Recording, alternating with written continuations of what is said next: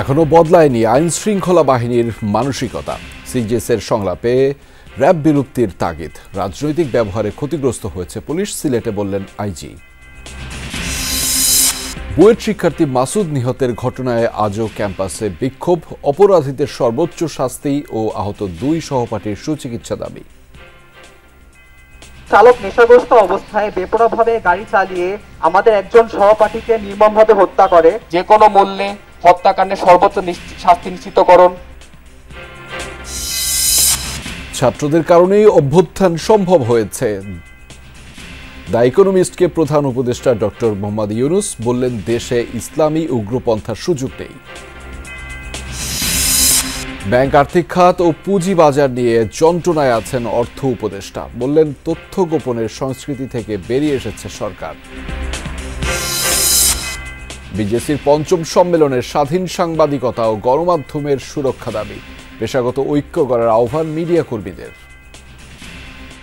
এরা যদি পত্রিকা বের করে, টেলিভিশন করে, টাকা পয়সা করার জন্য, নিছক টাকারই জন্য, ব্যবসার জন্য ঢাল হিসেবে। সাংবাদিকতার চাইতে আমাদের দলের প্রতি আনুগত্য বেশি, যে কারণে দলীয় ইউনিয়ন হয়। এবার জানাচ্ছি বিস্তারিত। এখনও আইন শৃঙ্খলা বাহিনীর মানসিকতার পরিবর্তন হয়নি। মামলা, বাণিজ্য, হয়রানি ও বিচার বহির্ভূত হত্যাকাণ্ডের অভিযোগ করেছেন মানবাধিকার কর্মী ও বিশিষ্টজনেরা। আইন শৃঙ্খলা নিয়ে সিজিএসের গণতান্ত্রিক পুনর্গঠনের সংলাপে এমন নানা অভিযোগ উঠে এসেছে।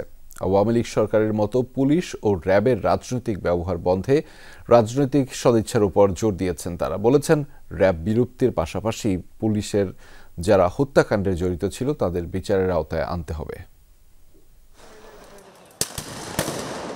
ক্ষমতাচ্যুত আওয়ামী লীগ সরকারের আমলে রাজনৈতিকভাবে ব্যবহার করা হয়েছে পুলিশ ও র্যাবকে। গুম, খুন ও ছাত্র জনতা হত্যার হাতিয়ার হয়ে কাজ করেছে বাহিনীগুলো। পুলিশ আসলে জনগণের বন্ধু তো নাই, বরং নট সো হার্শ একটা ওয়ার্ড যদি আমি ইউজ করি, জনগণের শত্রুর একটা পজিশনে পুলিশ চলে গেছে।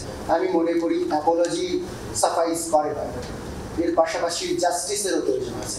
আজকের পুলিশ বাহিনী এই তাদের পিছনে কারা এবং তাদের যদি দৃষ্টান্তমূলক শাস্তি না হয়, তাহলে আগামী দিনে যারা ক্ষমতায় আসবেন তারাও কিন্তু শিক্ষা গ্রহণ করবেন না। 5 আগস্টের অভ্যুত্থানের পরও আইন শৃঙ্খলা রক্ষাকারী বাহিনীর চরিত্র হয়রানিমূলক মামলা ও বিচার বহির্ভূত হত্যাকাণ্ডের ক্ষেত্রে পাল্টায়নি বলে অভিযোগ করেন মানবাধিকার কর্মী ও বিশিষ্টজনরা। গত 3 মাসের যে রিপোর্ট আমাদের প্রকাশিত হয়েছে, সেখানে 9 জন এক্সট্রা জুডিশিয়াল কিলিং এর শিকার, 9 জন, এবং সেই 9 জনের মধ্যে 6 জন টর্চারে, 3 জন গুলিতে।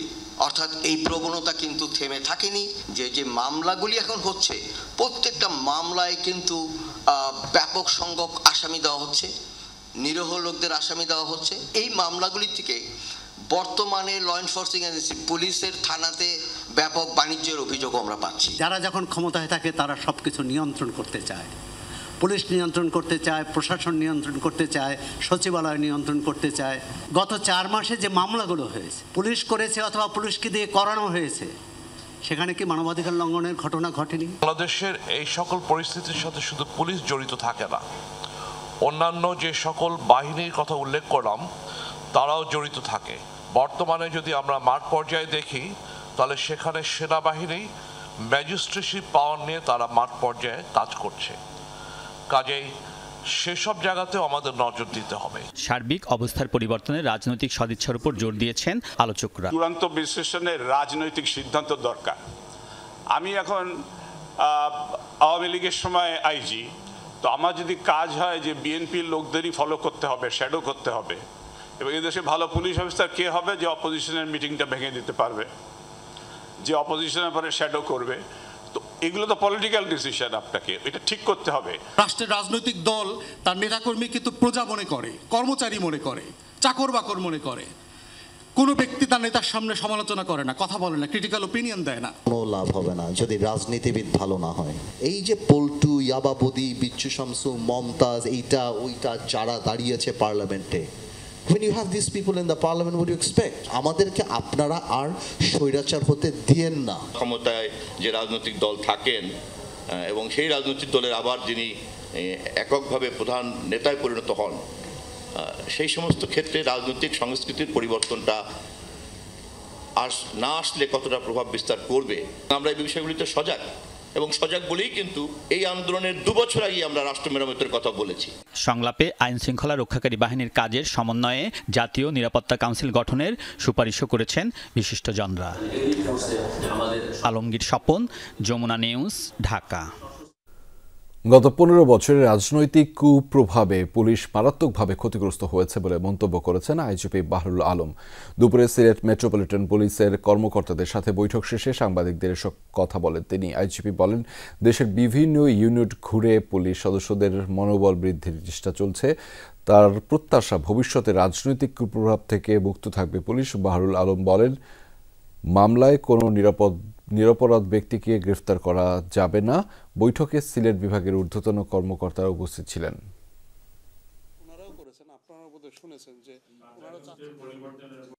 তদন্তে যারা নিরীহ, যারা আদৌ এই ঘটনায় সম্পৃক্ত নন, তাদেরকে কোনো অবস্থাতেই গ্রেফতার করবে না।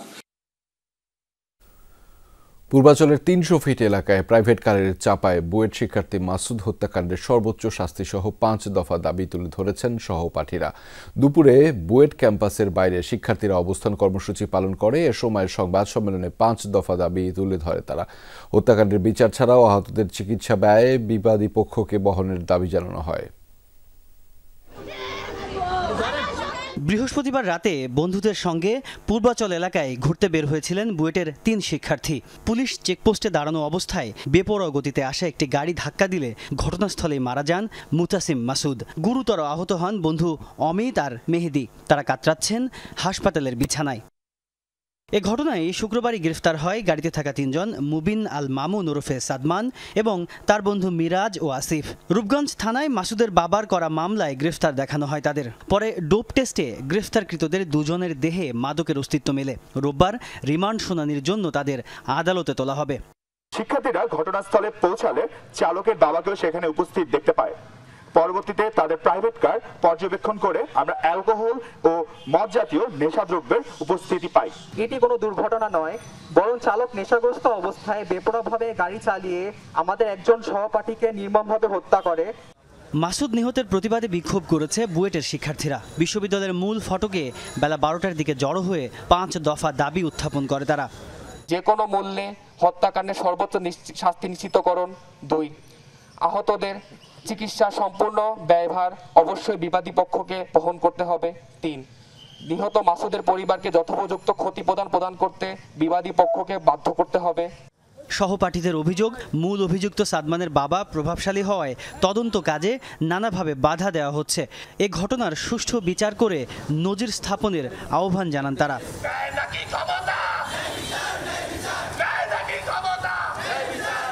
পরে শিক্ষার্থীরা একটি মিছিল নিয়ে পলাশী মোড় ঘুরে শহীদ মিনারে অবস্থান করেন। পরে আবারও বুয়েট ক্যাম্পাসে গিয়ে শেষ হয় প্রতিবাদ মিছিল। তাজনুর ইসলাম, যমুনা নিউজ, ঢাকা।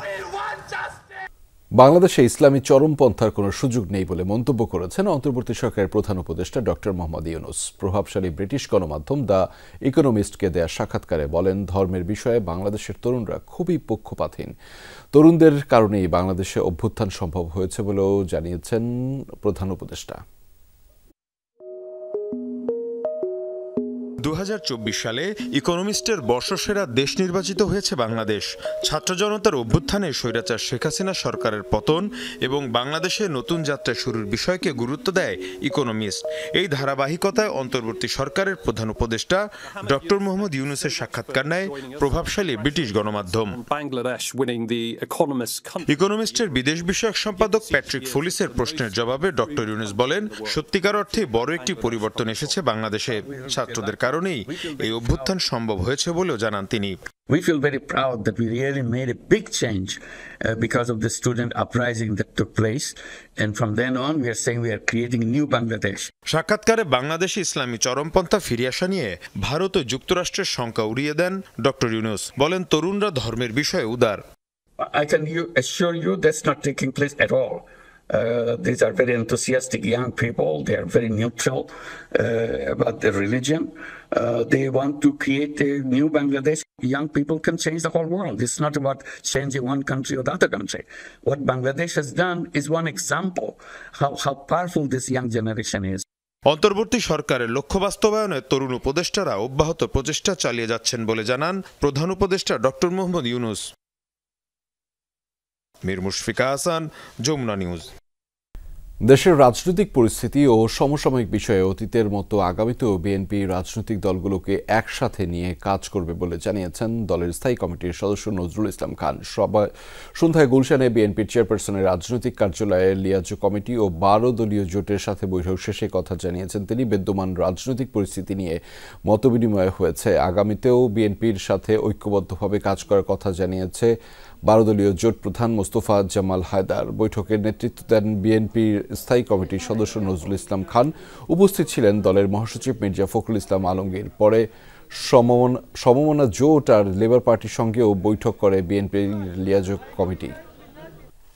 আমরা দেশে বিদ্যমান রাজনৈতিক, অর্থনৈতিক, সামাজিক যে পরিস্থিতি এই নিয়ে বিস্তারিত আলোচনা করেছি। আমাদের দাবির একটা অংশ পূরণ হয়েছে, আর একটা অংশ যত দ্রুত পূরণ হয় সেই জন্যই কিন্তু আমরা সবাই কথা বলি। আমাদের সেই আন্দোলনের এবং সেই ঐক্যের প্রয়োজনীয়তা ফুরিয়ে যায় নাই, আগামীতে সেটা আরও গভীরভাবে অনুভূত হবে।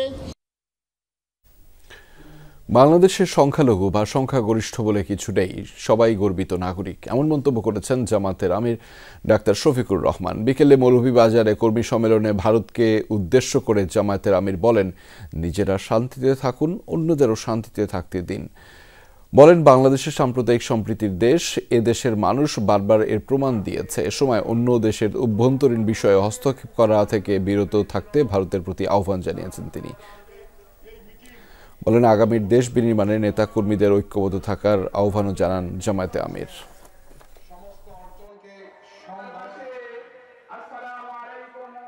আমাদেরকে আপনারা সাম্প্রদায়িক সম্প্রীতির কথা বলেন, ভালো, আপনাদের নিজের চেহারা আয়নাতে একটু এর আগে দেখে নেন।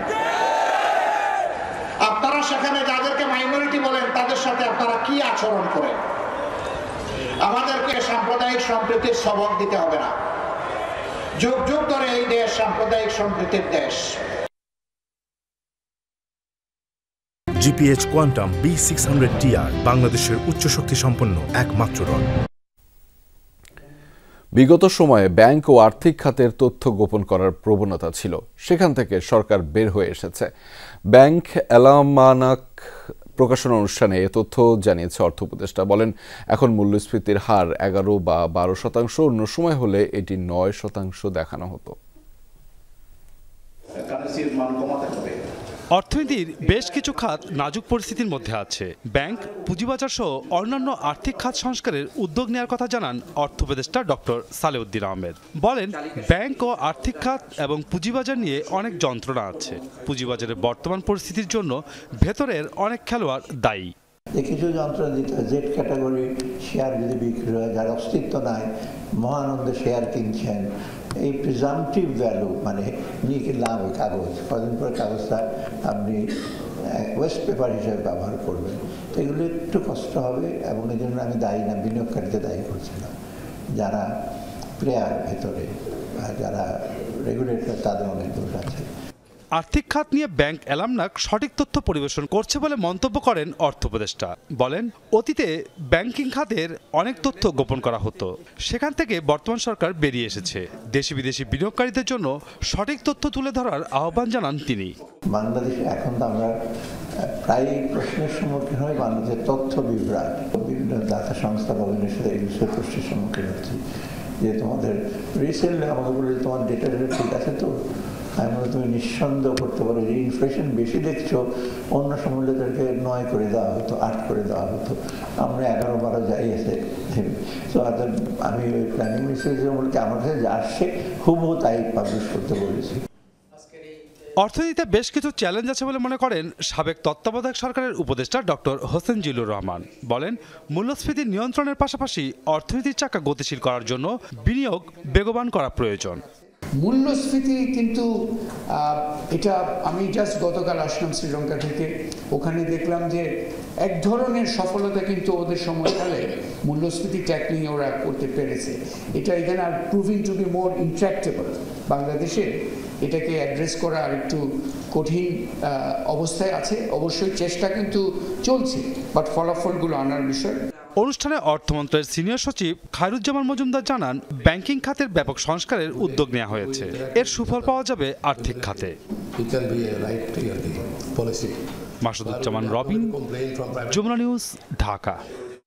যে ব্যবস্থার উপর দাঁড়িয়ে দুঃশাসন কায়েম করেছিল শেখ হাসিনা, সে ব্যবস্থাও এখনও বহাল তবিয়তে রয়েছে, এমন মন্তব্য করেছেন গণসংহতি আন্দোলনের প্রধান সমন্বয়কারী জোনায়েদ সাকি। ময়মনসিংহের টাউন হল প্রাঙ্গণে গণসংহতি আন্দোলনের আয়োজনে তিনি আরও বলেন, সংবিধানে লেখা থাকলেও 53 বছর ধরে জনগণ ক্ষমতার কেন্দ্রে যেতে পারেনি, কারণ বর্তমান রাজনৈতিক ব্যবস্থা ফ্যাসিবাদী কিং বন্দোবস্তের সহায়ক, ফলে যে ক্ষমতায় যায় সেই কর্তৃত্ববাদী হয়ে উঠে পড়ে। তাই আমলাতন্ত্র ও লাল ফিতার দৌরাত্ম্য ভেঙে দেওয়ার তাগিদ দিয়েছেন জোনায়েদ সাকি। বিদ্যমান বন্দোবস্তটা ফ্যাসিস্ট বন্দোবস্ত, কর্তৃত্ববাদী বন্দোবস্ত, একটা স্বৈরাচারী বন্দোবস্ত।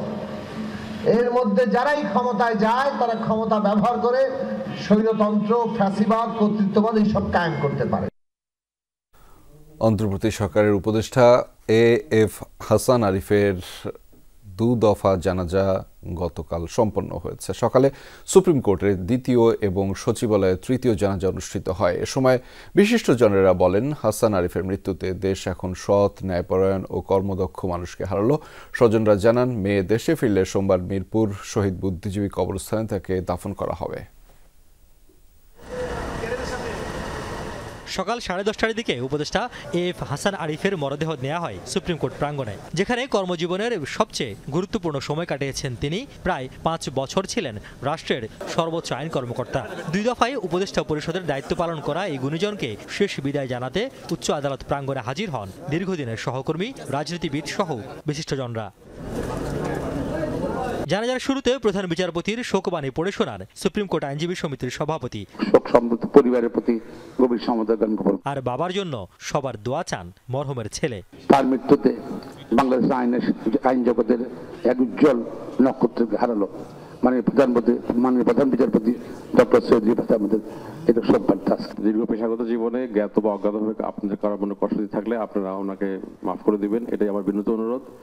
এবং উনি আপনাদের কারো কাছে কোনো লোন নিয়ে থাকলে আমার সঙ্গে যোগাযোগ করবেন, আমি সেটা পরিশোধ করার চেষ্টা করবো ইনশাআল্লাহ। প্রধান বিচারপতি ও বিভিন্ন সংগঠনের পক্ষ থেকে ফুল দিয়ে শ্রদ্ধা জানানো হয় জানাজা শেষে। পরে বিশিষ্টজনরা বলেন, একজন পরিপূর্ণ কাজ পাগল মানুষের মৃত্যুতে যে শূন্যতা তৈরি হলো তা অপূরণীয়।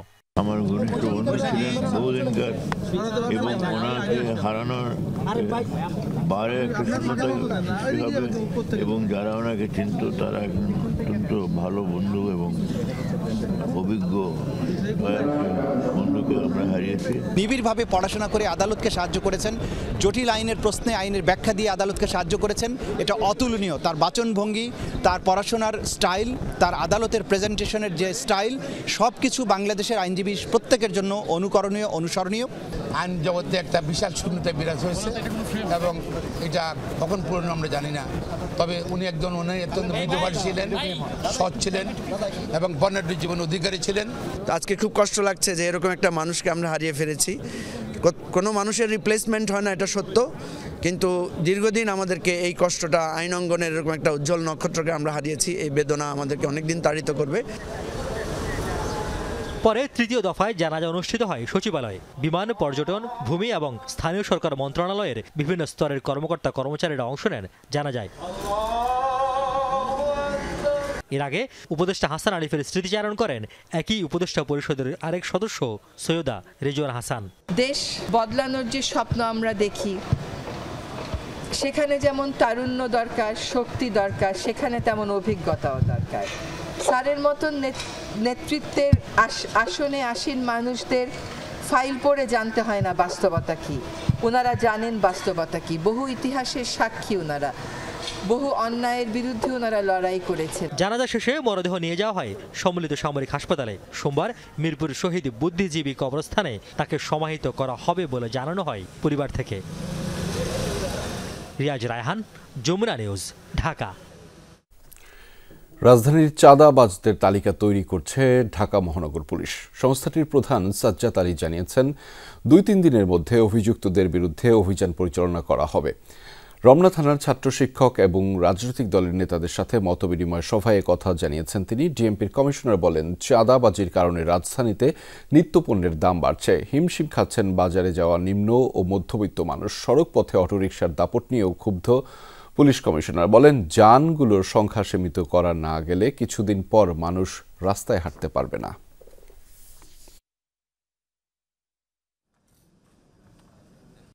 চাঁদাবাজদের হালনাগাদ একটি লিস্ট তৈরি করছি।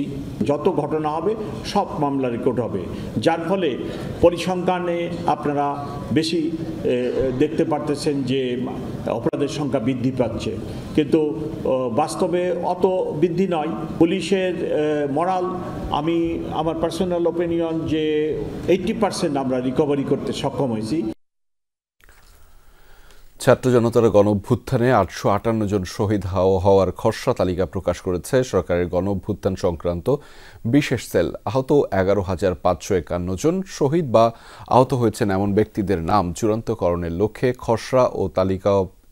এই খসড়ায় তালিকা প্রকাশে জানানো হয় বিজ্ঞপ্তিতে। বলা হয়, স্বাস্থ্যসেবা বিভাগ, স্বাস্থ্য অধিদপ্তর, 64টি জেলায় গঠিত জেলা কমিটি এবং গণঅভ্যুত্থান সংক্রান্ত বিশেষ সেল বিষয়টি নিয়ে কাজ করছে। এরই অংশ হিসেবে প্রথম ধাপের খসড়া তালিকা প্রকাশ করা হয়েছে বিশেষ সেলের ওয়েবসাইটে। আগামী 23 ডিসেম্বর পর্যন্ত সর্বসাধারণের জন্য উন্মুক্ত থাকবে তালিকাগুলো, জানানো হয় বিজ্ঞপ্তিতে।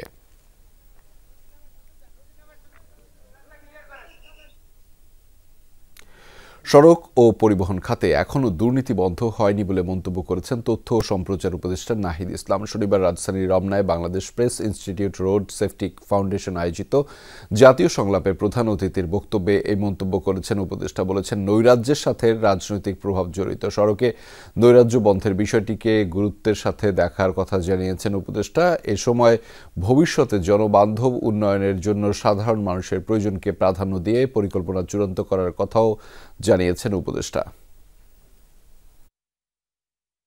একটা সিস্টেম আমাদেরকে ডেভেলপ করতে হবে, রাজনৈতিকভাবে দুর্নীতি এখানে বন্ধ করতে হবে এবং যে আমাদের যে ডেভেলপমেন্ট পলিসি, সেই ডেভেলপমেন্ট পলিসিতে মৌলিক পরিবর্তন আনতে হবে এই পুরা সড়কের নিরাপত্তা এবং প্রতিষ্ঠানটা সংস্কার করার জন্য। সাগরে সৃষ্ট লঘুচাপ আরও ঘনীভূত হয়ে পরিণত হয়েছে নিম্নচাপে। এর প্রভাবে দেশের কয়েক জেলায় বৃষ্টিপাত হচ্ছে। পৌষের অগ্রভাগে দেশ জুড়ে জেঁকে বসেছে শীত। কনকনে ঠান্ডা বাতাস আর ঘন কুয়াশায় আচ্ছন্ন দিন ও রাতের বেশিরভাগ সময়। কমছে তাপমাত্রার পারদ, বাড়তে শুরু করেছে শীতের প্রকোপ। এরই মধ্যে নিম্নচাপের প্রভাবে হালকা থেকে মাঝারি বৃষ্টিপাত হচ্ছে খুলনা ও বরিশাল বিভাগের কয়েকটি জেলায়। দূরবর্তী সতর্কতা সংকেত দেখাতে বলা হয়েছে চট্টগ্রাম, কক্সবাজার, মোংলা ও পায়রা সমুদ্র বন্দরকে। দুর্ঘটনার পর 20 ঘন্টা পেরোলেও তুরাগ নদ থেকে তোলা হয়নি টঙ্গীতে বেইলি ব্রিজ ভেঙে পড়া ট্রাকটি। এখনও দুর্ঘটনাস্থলে যায়নি সড়ক ও জনপথ বা বিআইডব্লিউটি এর কোনো কর্মকর্তা। শনিবার ভোরের এই দুর্ঘটনার পরের চিত্র জানাচ্ছেন সহকর্মী আখলাকুস সাফা। পাথর বোঝাই ট্রাকটি ঢাকা থেকে বেরোচ্ছিল। ভোর 5টার আগে টঙ্গীর বেইলি ব্রিজ পার হওয়ার সময় সেটি ভেঙে যায়। মুহূর্তেই নিচে পড়ে যায় ট্রাকটি। এটি নষ্ট ছিল, এটা কাজ ধরছে, কাজ করে না, এরকম পুরা আমরা যাবতীয় যাতায়াত করি দেখি কাজ করে না, এমনই অ্যাক্সিডেন্ট যায়। এর লিগে যার জন্য এই গাড়িগুলো সব এদিক দিয়ে যাচ্ছিল। আহত হন ট্রাকের চালক, খোঁজ নেই হেলপারের। আলো না ফোটায় খুব বেশি যান চলাচল ছিল না তখন রাস্তায়। আমি হাইটা যাই অনেক সময়, আমি বাসে করে যাইতে চাই না, কারণ আপনার ভয় করে যে ওইটা কাঁপে ব্রিজটা। এখন যে বৃষ্টি দিয়ে যাচ্ছেন এটা কি নিরাপদ? না না, এটাও নিরাপদ না। কিভাবে ভেঙে পড়লো ব্রিজটি, এ নিয়ে তাৎক্ষণিক অনুসন্ধান চালায় যমুনা নিউজ। 10 টনের বেশি মালামাল পরিবহন নিষিদ্ধ থাকলেও সেই নির্দেশনা মানে না কোনো পরিবহন। তাছাড়া আগেও কয়েকবার ছোট দুর্ঘটনায় মেরামতের দিকে পাত্তাই দেয়নি সড়ক ও জনপথ বিভাগ। উপর কমপ্লিট করছে, সেখানে একটা ভালোভাবে রাস্তা করার দরকার ছিল খুব জরুরিভাবে, ওটা না করে উপরটাই কমপ্লিট করছে। ঢাকা থেকে 31টি জেলায় চলাচলের রাস্তা এটি। পাশাপাশি 3টি ইস্পাতের ব্রিজ, একটি সকালবেলা ভেঙে পড়েছে এবং রয়ে গেছে আরও দুটিরই অবস্থা ঝুঁকিপূর্ণ। বিশেষ করে যেটি দিয়ে ঢাকা থেকে বেরিয়ে যায় যানবাহনগুলো, এটি হচ্ছে সেই ব্রিজ। মেরামত চলছে ঠিক এভাবেই। দিনের বেলার যে অবস্থা, রাতে তাহলে কি পরিস্থিতি হয়?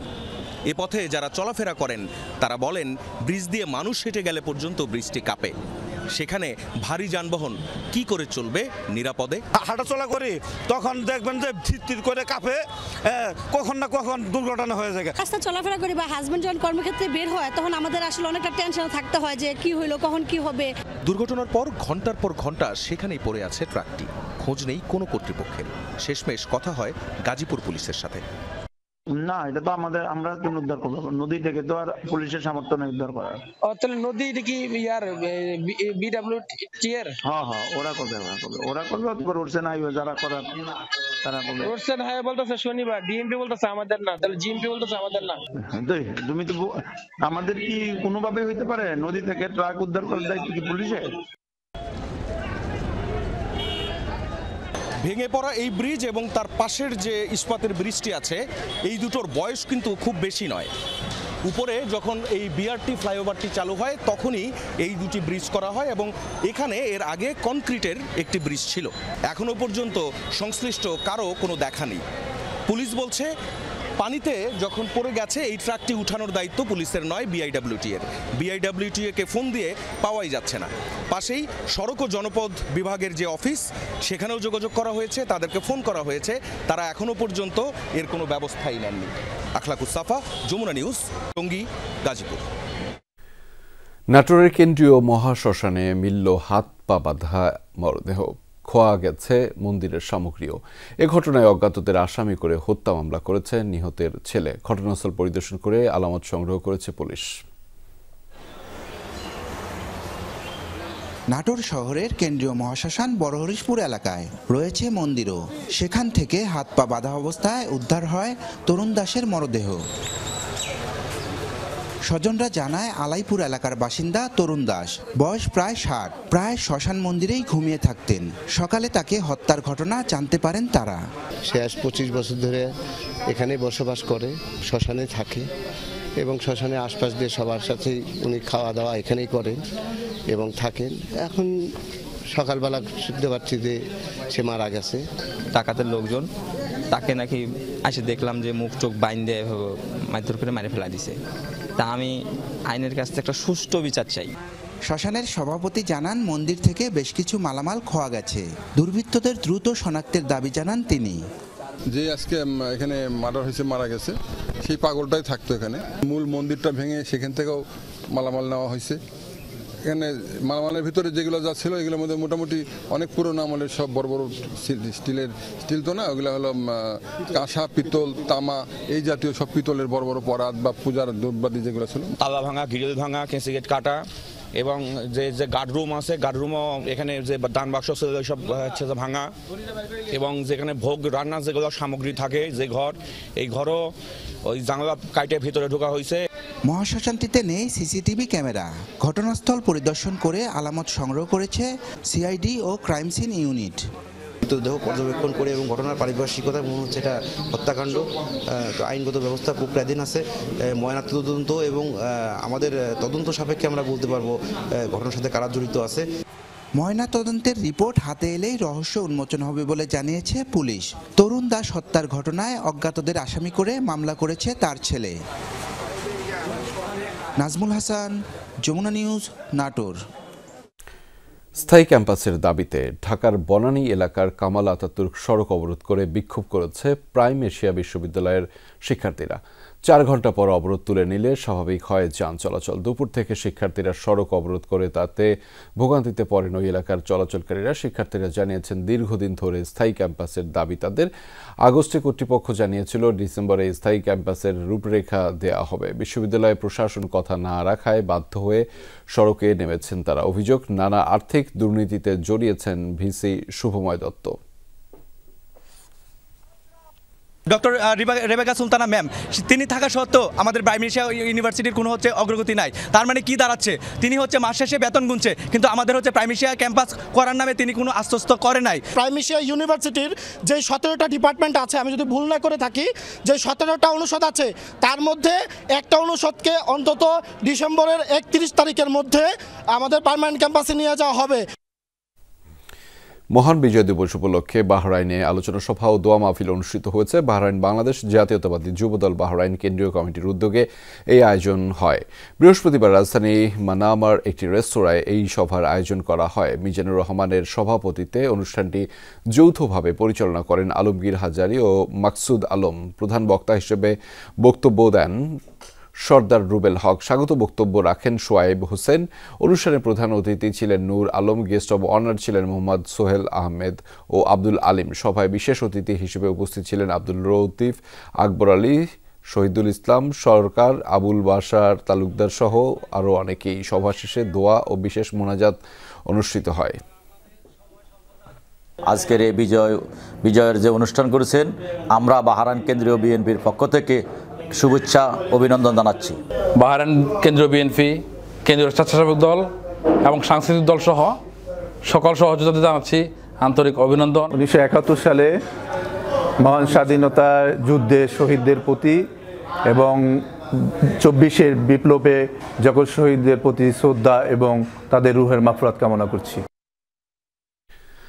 বাহরাইনে উদযাপিত হয়েছে আন্তর্জাতিক অভিবাসী ও জাতীয় প্রবাসী দিবস। বাংলাদেশ দূতাবাসের উদ্যোগে করা হয় এই আয়োজন। এই উপলক্ষে একটি বিশেষ সচেতনতামূলক অনুষ্ঠানের আয়োজন করা হয়েছে। সহযোগিতা করেছে বাহরাইনের বিভিন্ন সরকারি প্রতিষ্ঠান ও জাতিসংঘের বিভিন্ন সংস্থা। অনুষ্ঠানে স্বাগত বক্তব্য দেন charge d'affaires AKM Mohiuddin Kayes.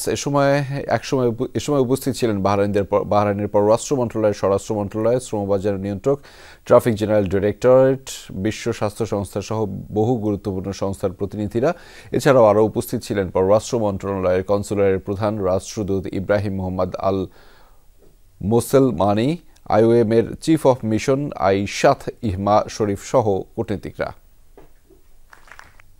এই প্রোগ্রামে বাহরাইনের পররাষ্ট্র মন্ত্রণালয়, স্বরাষ্ট্র মন্ত্রণালয়, শ্রম মন্ত্রণালয়, LMRA সহ ইন্টারন্যাশনাল অর্গানাইজেশনস, IOM এবং WHO সহ বিভিন্ন প্রতিনিধিগণ উপস্থিত ছিলেন। তারা দূতাবাসের এই ব্যতিক্রমধর্মী আয়োজন দেখে অত্যন্ত মুগ্ধ হয়। ইতালিতে তথ্য প্রকৌশল বিভাগে বায়োমেডিক্যাল ইঞ্জিনিয়ারিং ও বায়োইঞ্জিনিয়ারিং বিষয়ে প্রথম বাংলাদেশি হিসেবে কৃতিত্ব অর্জন করল প্রবাসী বাংলাদেশি শায়ক মিয়া। তার এ সাফল্যে গর্বিত ইতালির প্রবাসী বাংলাদেশিরা। পরিবারের স্বপ্ন বাস্তবায়নে ইতালির পাদোভা বিশ্ববিদ্যালয়ে ভর্তি হন শায়ক। চলতি বছরের সফলতার সাথে স্নাতক উত্তীর্ণ শিক্ষার্থীদের সার্টিফিকেট প্রদান করছে বিশ্ববিদ্যালয়টি। এতে তথ্য প্রকৌশল বিভাগে বায়োমেডিক্যাল ইঞ্জিনিয়ারিং ও বায়ো ইঞ্জিনিয়ারিং বিষয়ে প্রথম বাংলাদেশি শিক্ষার্থী হিসেবে উত্তীর্ণ হন তিনি। তাই তার সাফল্যে গর্বিত তার পরিবার ও আত্মীয়ের পাশাপাশি ইতালিতে বসবাসরত বাংলাদেশিরাও। আমি দোয়া করি আরো এদেশের যে বাঙালি ছেলেমেয়েরা আছে সবাই আমার মতন পড়ালেখা করুক, বা কারণ এদেশের অফিস আদালতে কিন্তু বাঙালিরা কাজ করে না।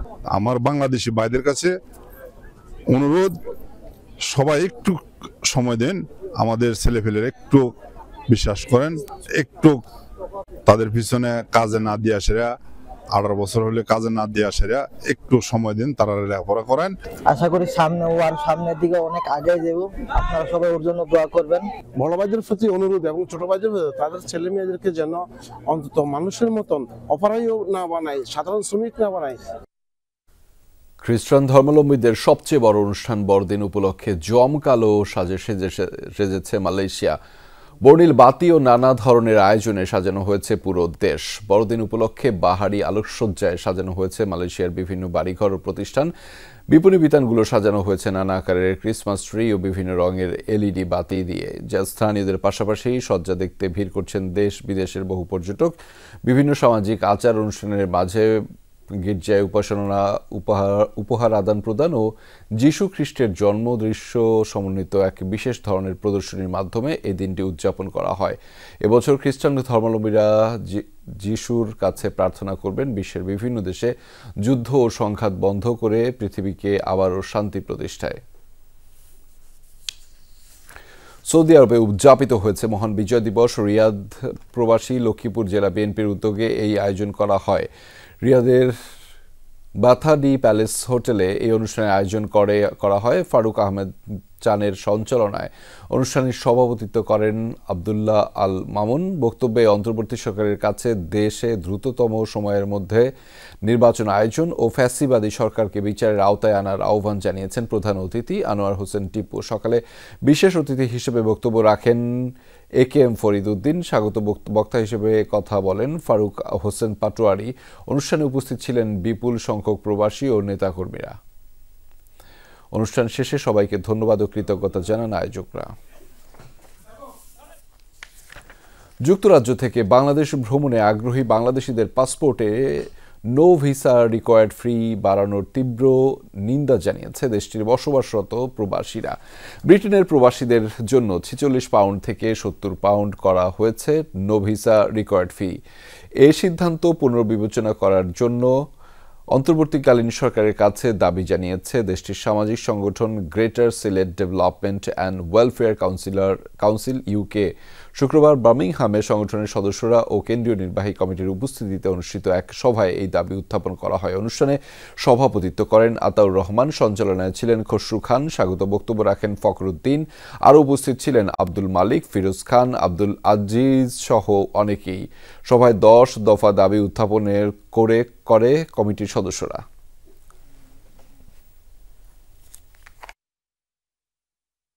প্রবাসীদের যে নো ভিসা রিকোয়ার্ড ফি 46 থেকে যে 70 পাউন্ড করা হয়েছে তার উপর আমরা একটা রেজলিউশন নিয়েছি এবং আমরা কমিউনিটির পক্ষ থেকে তীব্র প্রতিবাদ জানাই। আশা করি আমরা গ্রেটার সিলেট কাউন্সিলকে আগামীতে ভবিষ্যতের প্রজন্মের জন্য আমরা এগিয়ে যাব।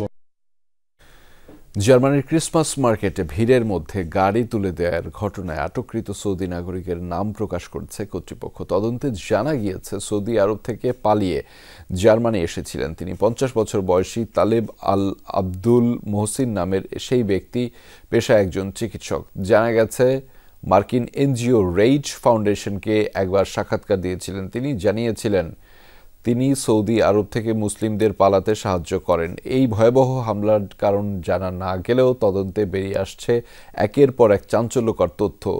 মাগডেবুর্গ পুলিশের প্রাথমিক তদন্ত অনুযায়ী জার্মানিতে আশ্রয় নেয়া সৌদি শরণার্থীদের প্রতি প্রশাসনের আচরণে সন্তুষ্ট ছিলেন না আব্দুল মোহসিন। ব্যক্তিগত ও সোশ্যাল হ্যান্ডেলে ইসলাম বিদেশি পোস্টও খুঁজে পেয়েছে পুলিশ। চলতি বছরেই দেশের টেলিভিশনগুলোতে কর্মরত 150 জনের বেশি সাংবাদিককে চাকরিচ্যুত করা হয়েছে। 35% টেলিভিশনে বেতন এখনও অনিয়মিত। ব্রডকাস্ট জার্নালিস্ট সেন্টার BJC আয়োজিত 5ম সম্প্রচার সম্মেলনে প্রকাশিত এক প্রতিবেদনে দেওয়া হয়েছে এমন তথ্য। অনুষ্ঠানে প্রধান অতিথি সাংবাদিক শফিক রেহমান বলেন, অনেক ক্ষেত্রেই দেখা যায় মালিকরা নিজেদের ব্যবসায়িক স্বার্থে সাংবাদিকদের ঢাল হিসেবে ব্যবহার করছে।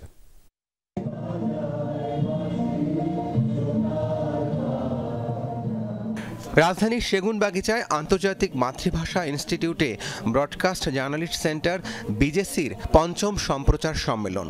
জাতীয় সঙ্গীতের সাথে পতাকা উড়িয়ে শুরু হয় আনুষ্ঠানিকতা।